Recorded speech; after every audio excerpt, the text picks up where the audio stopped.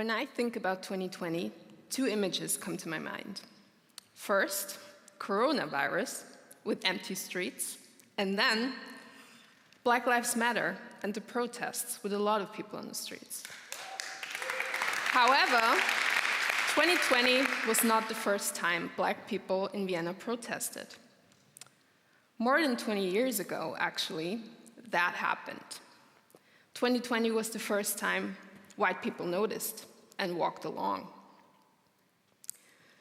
In March 1999, there was the first big protest against police brutality.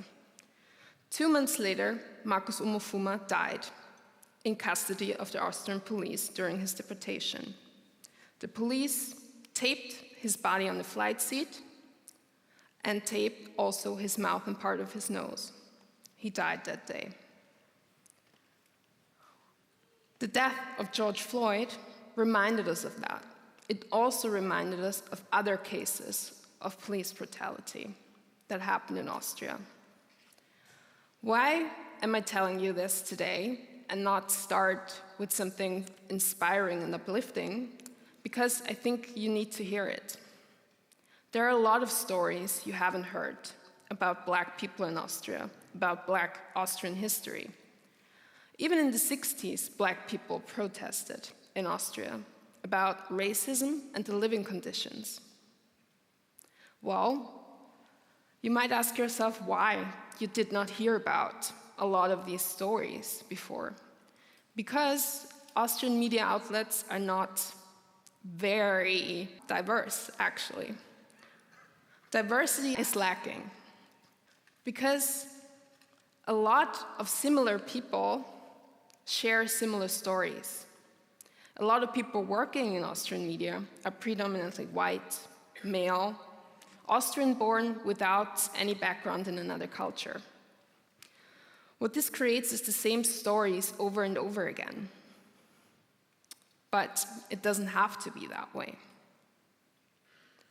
An Austrian news reporter tweeted about a story he found strange in the past.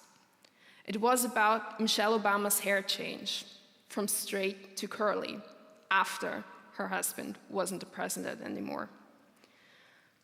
It was a story in a regular news outlet. It wasn't a fashion magazine. It wasn't a magazine about lifestyle. So he wondered, why is this news? Also, it was no context. There was just the talk about the hair change. It could have been a story about why black hair is important, why black hair is often seen as radical, about European beauty standards, about blackness in politics, or the beauty industry. We did not hear those kind of stories because none of the people working in that news outlet were black and could share those stories. There is something we could do about that, actually. We can listen to people that show up somewhere else. There is a place where a lot of voices can be heard, a place we often just hear negative things about, social media. Can it be dangerous if we hear voices that are not in traditional media and different perspectives? Yes, we know that. But it also can be incredibly powerful to hear those voices, to share different perspectives we've not heard before. There is another reason why we don't get to hear a lot of things. Me as a black woman, I expected a predominantly white audience today. I had a little bit trouble writing this talk because I thought about your feelings. I should have thought about mine, because I know talking about racism isn't pleasant, hearing about racism is not pleasant, but actually living through racism and experiencing racism is even less pleasant. Racism is not a pleasant topic. So we sugarcoat things, oftentimes, when speaking about it. Then I ask myself, would I sugarcoat climate change? I would not. What for? We need to accept it and to act do things to change it. I think we should do this for a lot of things. We cannot change what we don't acknowledge. Even the Austrian media sometimes sugarcoats when talking about racism.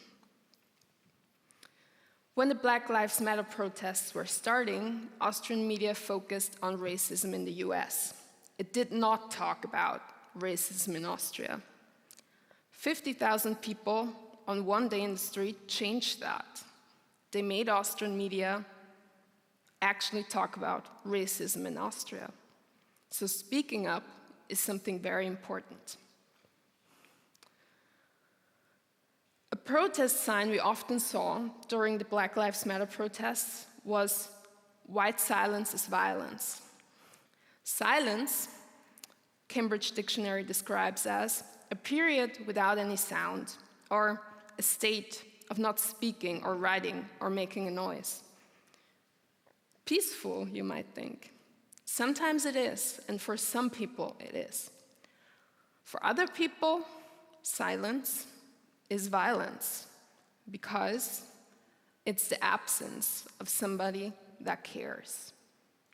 Austrian media outlets tried to ask white people during Black Lives Matter if they're afraid now because their children are now hearing all of these stories. Are they really afraid of Black people speaking out, Black people not sugarcoating things anymore? We have to remember that children are not really born racist. Society, the media, politicians, also the education system, we make them that way. We teach people how to be violent, and we have to unteach them, and a lot of people have to do this, actually.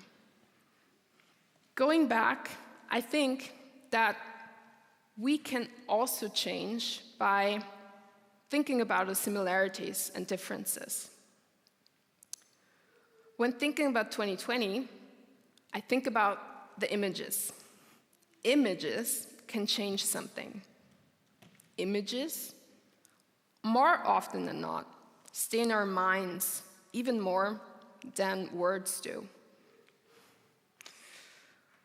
The image of blackness in Africa is a very limited one. Do I need to show those images? I don't think I need to. I think you know. I think you've seen them over and over again. Yeah, we have an image about hunger, war, crises. Sometimes we maybe get the safari or golf holiday, if we're lucky. What we don't get to see is cities and city life or individual stories. We don't get to see people enjoying food, being with their family, doing things we all like to share. Africa is a big continent with a lot of stories. Yes, it is a continent, not a country, like some Austrian politicians seem to think. We need to remember that. As I said, it was not easy for me to write this talk. I do care sometimes a little bit too much about what other people think, but there is an uplifting approach also to talk about this topic. It's not me. I think different people have different tools. We need all of them. We need different tools to change something. And change is something very hard. It's something that is not done in a second. We have to start somewhere. But as Angela Davis said, in a racist society, it's not enough to be non-racist. We must be anti-racist. So we have to do something. We have to start the process. How can we do this? Well, everyone can do it, basically. We can look, what kind of media are we consuming? What are the teams behind it? Is there diversity in the teams? If not, maybe we should search for a different media outlet. we can also find different voices and perspectives on social media and listen. Listening is something very important. We should listen to hard truths, to things that are not sugar-coated, things sometimes that do hurt, things we have to think about. And also, we can change images. We can create different ones. All of us can. We can show different ones. Being a teacher, or working in media, or as a parent, or even as a friend at a dinner table.